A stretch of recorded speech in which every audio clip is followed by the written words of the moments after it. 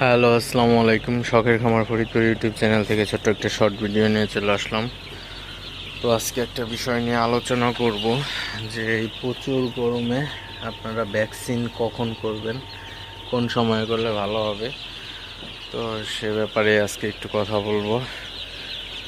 তো যারা পুরাতন খামারি, যারা বুঝেন তারা তো বুঝেনি, আর যারা নতুন আছেন এই সেক্টরে তো অবশ্যই শুনবেন।